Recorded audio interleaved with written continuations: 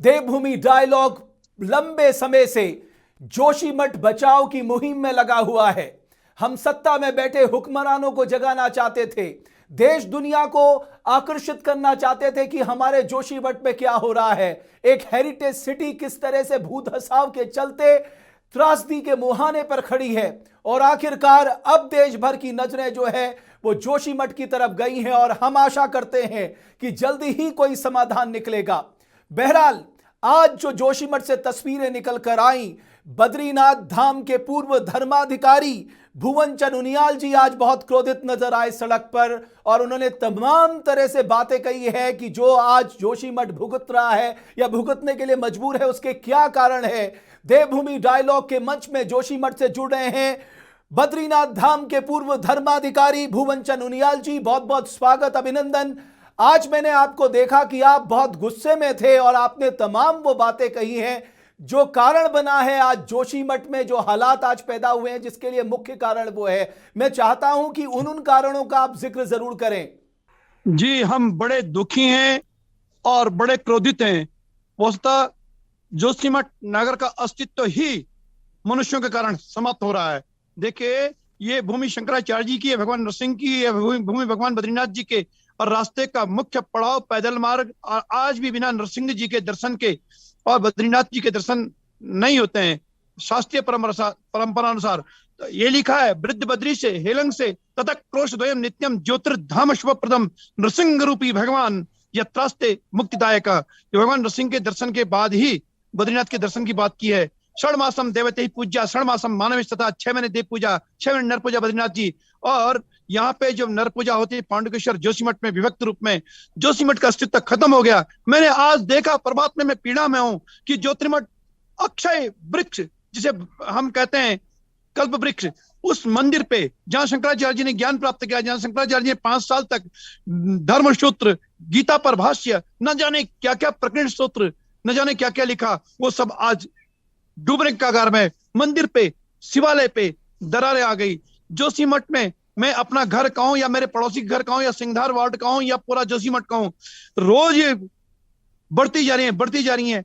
ऐसा फट रहा है जोशीमठ की रोडें की जैसे कोई कुल्हाड़ी से लकड़ी फाड़ता है, ऐसा फट रहा है। और इसका कारण आज समझ में आया। आज तक हम समझ रहे थे, जैसे हमें लोगों ने बताया, कि आपका ड्रेनेज सही नहीं है, लेकिन 21 फरवरी 2007 को ऋणी से आपदा, यद्यपि ऋणी में ब्लास्टिंग पे रोक थी, वहां ब्लास्टिंग कराई गई है।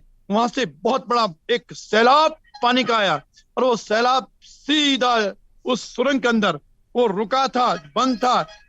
एनटीपीसी की टीबीएम मशीन सुना है वहां अटकी है, रुकी है। और यहाँ इन्होंने कुछ ब्लास्टिंग शुरू की। बस 15-20 दिन से ब्लास्टिंग चल रही थी, लेकिन सुनने में आया कि ब्लास्टिंग वर्तमान में 250 ब्लास्टिंग प्रत्येक घंटे में ये लोग उसके अंदर किए जा रहे हैं। और ये जोशीमठ फटना शुरू हुआ, मारवाड़ी से लेकर सुनील तक फटना शुरू हुआ। बड़े बड़े होटल्स गिर गए, बड़े बड़े घर गिर गए। मेरे पड़ोस में मोहन शाह, रिटायर्ड आदमी है, बहुत छोटा चौकीदार, सीजनल चौकीदार, रात भर फूट फूट के रो रहा था। महाराज, मैं क्या बताऊं आपको, हम तो और भीतर से टूट चुके। केवल मानव कृत। आज पानी फटा है, 3 दिन हुआ जेपी में, और वो पानी सैलाब का पानी आया है। वो पानी का ड्रेनेज का नहीं है। हम सूंघते दिन में 10 बार पानी को सूंघ रहे हैं। गंदगी आएगी तो समझेंगे कोई ड्रेनेज का पानी है। वो पानी वही सैलाब का पानी वहां से आया है। और जेपी के पास, आज उसने जेपी के पास एक मकान तोड़ दिया, उसके नीचे घर खत्म कर दिए, सिंगार वार्ड में पूरा वार्ड खत्म कर दिया। मैं कल सामने खड़ा था कि जोशीमठ का गोदाम राशन का मेरे सामने फट रहा था। क्या कितनी पीड़ा, जैसे मेरा हृदय फट गया, मेरे कलेजे के टुकड़े हो गए। मुझे ऐसा लगा बद्रीनाथ रोड ऐसे फट रही है जैसे कोई ककड़ी फाड़ता है, कोई कद्दू फाड़ता है, ऐसे जाके रोड फट रही है। ये मानवकृत है निश्चित रूप से। ये ब्लास्टिंग से, ये नीचे ब्लास्टिंग हो रही है, एनटीपीसी काम कर रही है।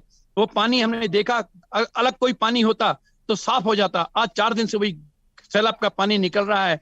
अलग कोई बात होती, दिखाई देती। ये बिल्कुल ब्लास्टिंग नीचे हो रही है, ऊपर जोशीमठ फट रहा है। 2 होटल लगभग गिर गए, शायद आज या कल में गिर जाएंगे, और बाकी सबके घर में दरार, बेघर सब। कारण एनटीपीसी, कारण कि इन्होंने अनियंत्रित तरीके से और ये काम शुरू किया है, कोई नियंत्रण नहीं। साथ ही एक धार्मिक नगर जो ऐतिहासिक नगर है कार्तिकेयपुर है, उसकी ऐसी तैसी कर दी, वो पाताल समा गया है। और अब सुना है कि सरकार के लोग आ रहे हैं, आए, देखें, हमसे बात करें, हमें एनटीपीसी के सुरंग के अंदर ले जाएं, हम उनको बताएंगे, हम उनको दिखाएंगे ये ड्रेनेज नहीं है, उनको दिखाएंगे कोई गांव का पानी नहीं है, उन्हें दिखाएंगे ये कोई सीवर या सीपीएस का पानी नहीं है, इस पानी में वही सुगंध है जो गंगा की में होता है और वही पानी यहां से निकल रहा है। जोशीमठ नगर ऐतिहासिक है, शंकराचार्य जी का है, भगवान नरसिंह जी का है, ये लगभग लगभग समाप्त हो रहा है। एक बहुत बड़ी मुसीबत हमारे सामने जो आई है, जो लोग घर छोड़ के बाहर निकल गए हैं, वो तो कृपा है मौसम की, मौसम ऐसा साफ है, लोग आग ताप करके रात भर बाहर घर के बाहर बैठे हैं, ये एक कृपा ऊपर की। अगर कदाचित मौसम खराब हो जाए, यहाँ छाती तक कंधे तक बर्फ आती है, इतनी बर्फ आ गई लोग मर जाएंगे। तो कल बिल्कुल जी एनटीपीसी और रहने के लिए गवर्नमेंट ने यद्यपि व्यवस्था की, नगर पालिका ने बड़ा सुंदर काम किया, व्यवस्था की, अपने भवन दिए। हम तो कह रहे हैं कि एनटीपीसी को काम नहीं करना चाहिए, एनटीपीसी के बने हुए भवन वहां विस्थापितों को रखिए, उनके पास पानी है, उनके पास लाइट है, उनके पास रास्ते हैं, वहां लोगों को रखिए, उनके मकान हल्के हैं, वहां लोगों को रखिए जो विस्थापित हैं, हो रहे हैं। लोग रो रहे हैं सड़क में। साहब मैं क्या बताऊं, बद्रीनाथ से लौटा हूं, लेकिन मैं घर में किस मुंह से अपनी पब्लिक के, अपनी जनता के पास जाऊं, और लोग मुझे भगवान बद्रीनाथ के रूप में देखते हैं, क्या मुझे लोगों को।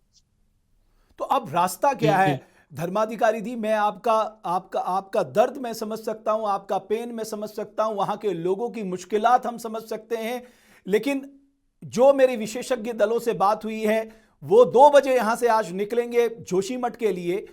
उनका यह कहना है कि साहब अब हमें चेत जाना चाहिए, यह खतरे की घंटी है, अवैज्ञानिक, अनियंत्रित, बेतरतीब विकास की भेंट चढ़ रहा है एक हेरिटेज सिटी, जो हमारी पौराणिकता, ऐतिहासिकता और सांस्कृतिक नगरी के लिए जाना जाता था, आज वो अपने अस्तित्व की लड़ाई लड़ रहा है। तो उनका कहना है कि ये हमारे लिए खतरे की घंटी है, हमें ये बेतरतीब और अनियंत्रित विकास को तत्काल रोक लगानी होगी। अगर नहीं लगाया तो हालात आने वाले समय में और ज्यादा बुरे हो जाएंगे, ये उनका कहना है, और वो जियोलॉजिस्ट हैं बाय प्रोफेशन। जी, हमारे यहाँ नरसिंह मंदिर है, हमारे यहाँ शिवालय है, हमारे भगवती के एक नहीं 3-3 4-4 बड़े बड़े मंदिर है। हम विस्थापित होंगे, हमारे देवता कहाँ जाएंगे, कहाँ ले जाएंगे अपने देवताओं को, कैसे बनाएंगे मंदिर? उनका उनकी भूमि है। मैं कहना चाहता हूँ बहुत स्वागत है, वैज्ञानिक आ रहे हैं, ईमानदारी से काम करें, ना हमारा पक्ष लें ना एनटीपीसी का पक्ष लें, निष्पक्ष बात करें भगवान की कसम खा करके। और यहाँ पे जो मैं सोच रहा हूँ कि कल रात यहाँ ब्लास्टिंग नहीं हुई है, मुझे प्राप्त तो सोचता मैंने कल रात ब्लास्टिंग नहीं हुई और कल रात क्रैक्स नहीं आए हैं, ये पक्की बात है। तो यानी ब्लास्टिंग से क्रैक्स थे, नहीं तो ये क्रैक्स बहुत बढ़ रहे थे।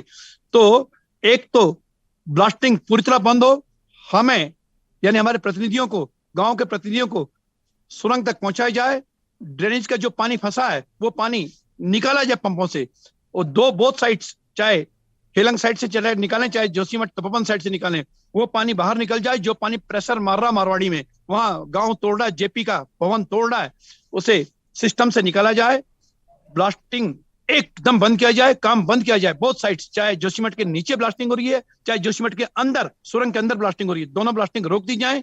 और तीसरा कि जो लोग सड़क में सो रहे हैं, एनटीपीसी के हल्के मकान, सुंदर मकान बने हैं, हल्के हैं, उन मकानों में उनको रहने की व्यवस्था की जाए। फिलहाल जब तक वैज्ञानिक अध्ययन करते हैं तब तक के लिए व्यवस्था हो जाए, काम रुक जाए, ब्लास्टिंग रुक जाए, बोथ साइड्स, नीचे भी ब्लास्टिंग हो रही है जोशीमठ के जड़ में, वो भी, एनटीपीसी के भीतर, सुरंग के भीतर ब्लास्टिंग हो रही है, वो भी, और पानी निकाल दिया जाए पंपों से, तो तात्कालिक व्यवस्था हो जाएगी। वैज्ञानिक अध्ययन करे, सरकार का स्वागत होगा। आप कुछ संदेश देना चाहते हैं, क्योंकि भारत सरकार को, उत्तराखंड सरकार को आप कुछ कहना चाहते हैं देवभूमि डायलॉग के माध्यम से?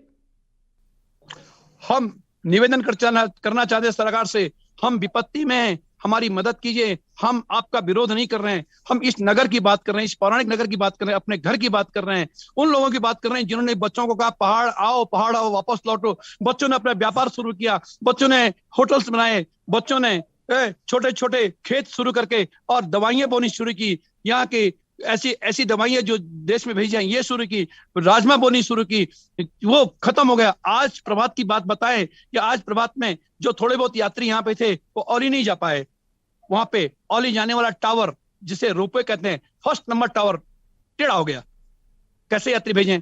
न तो यात्री आएगा, न लोग आएंगे, न हमारी खेती, और जो बच्चे हमने इंजीनियर हैं, डॉक्टर हैं, बुलाया है, वापस आओ, बच्चे वापस लौटे हैं और नौकरियां छोड़ के दिल्ली से लौट रहे हैं, गुड़गांव से लौटे हैं, देहरादून से लौटे हैं।